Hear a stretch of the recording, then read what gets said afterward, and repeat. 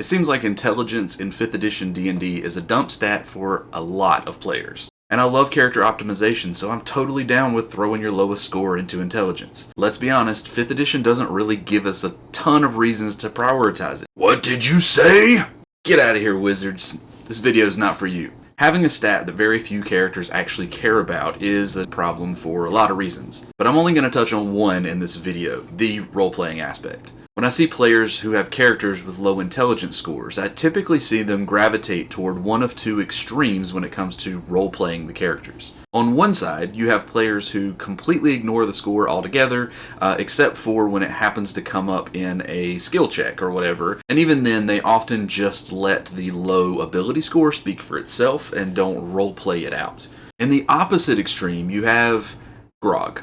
Now technically there's nothing wrong with Grog. He's an enjoyable character, fun to watch, but let's be honest, most of us are never going to pull off that character as well as Travis does. And while ignoring that low score altogether can feel like lazy role-playing, leaning too far into the Grog stereotype can be annoying for the rest of the party. So I'd like to propose a solution that I think is much more doable for the average role player.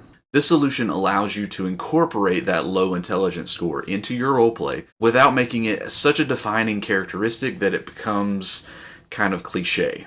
Here's what I suggest. Take something you know about your character, or something about the setting, or something you know about the plot, and create a fundamental misunderstanding about whatever that element is that your character believes is true. Bonus points for it being very obviously a wrong take on things. This could be pretty much anything, but the point is to have a narrative tool that you can go to highlight your character's low intelligence when it comes up, but not necessarily making it a major point of every conversation, every interaction that character has with NPCs or the rest of the party.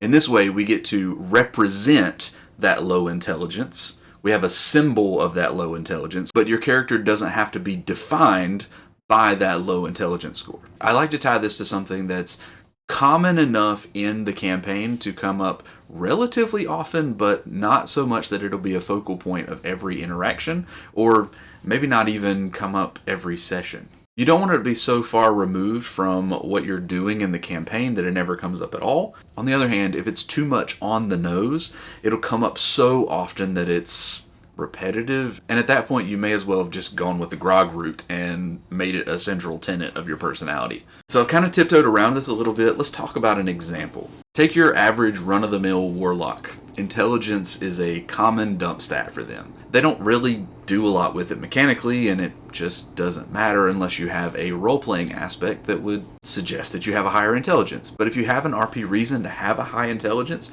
then this video is pointless for you. Why are you still here? We're talking about dumping intelligence. Anyway, to use this technique, we're going to pick something that this warlock is wrong about. Now, I can't speak for the campaign that you're in because every one of them is different.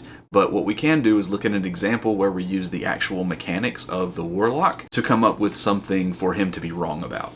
In this case, our warlock, who is not too bright, doesn't realize he's a warlock at all. He believes he's a wizard. Now, this is pretty easy to set up backstory-wise. Maybe he was getting trained to be a wizard, or managed to get into some kind of apprenticeship because his family had connections or something, and then he realized once he got there, and the wizards realized too, that he was worthless with the spellbook. But he refused to believe that this was not his calling. And in his stubbornness, a patron of your choice, maybe the Fiend, maybe the Great Old One, whoever it may be, decided to prey on his stubbornness and his belief that he should be a wizard. But when the wizards are trying to teach him to cast Firebolt and it comes out as an Eldritch Blast, and he is insistent that that's what he actually cast, maybe he gets kicked out of the wizardry apprenticeship. On his way out, he snatches a blank spellbook, or maybe one that he's been scribbling in unsuccessfully, and heads out into the world to prove to everyone else that he is indeed a capable wizard.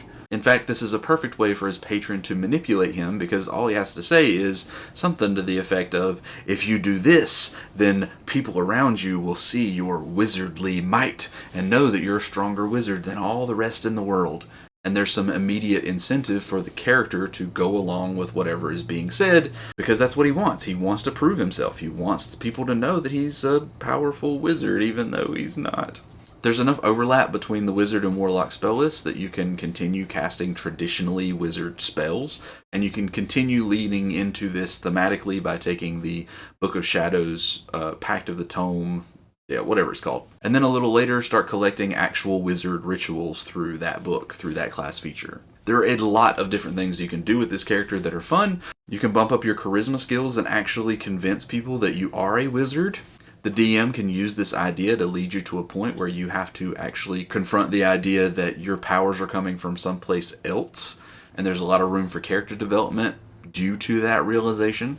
There's just so much that you can do with this, and so many other examples that could go along with other classes and other settings and all kinds of things that you can do. But the point is, Warlock example aside, this is your opportunity to find a symbol of your low intelligence score and use that to represent it in the campaign, rather than ignoring it altogether or leaning into it so heavily that just being dumb is the defining characteristic of your character, which can be fun every once in a while, to be honest, but it can also get old really quick.